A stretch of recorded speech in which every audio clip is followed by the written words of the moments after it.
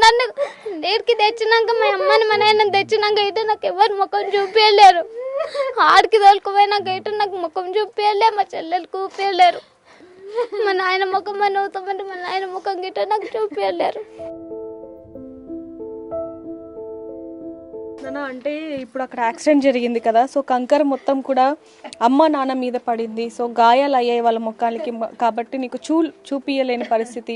అంటే నువ్వు ఇంకా చిన్నపిల్లవే, చెల్లి కూడా చిన్నపిల్లదే. నేను అమ్మ ముఖం చూసిన కానీ మా నాయన ముఖం కాలు మొక్కనే వాళ్ళ కాలు మొక్కనే నాకు చూపించలే. మా నాయన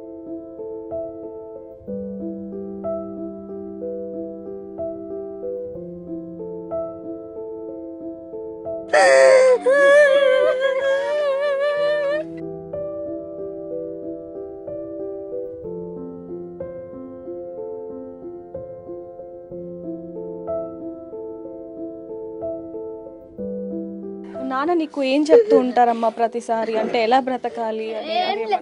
బాగుండాలి, అందరితో మంచిగా ఉండాలి, ఎవరి దగ్గరికి పోవద్దు, నీ పనులు చేసుకో అని చెప్తుంటారు. అంతే, ఏమీ చెప్పకుండా. మా అమ్మన ఎవరి శుద్ధి కోకు అంటే మా అమ్మ నేను కలిసి కూలిపోతుంటే మా అమ్మకి ఎంత బాధైనా పడుతుంది. నేను ఒకదాన్నే పోయినాయిగా.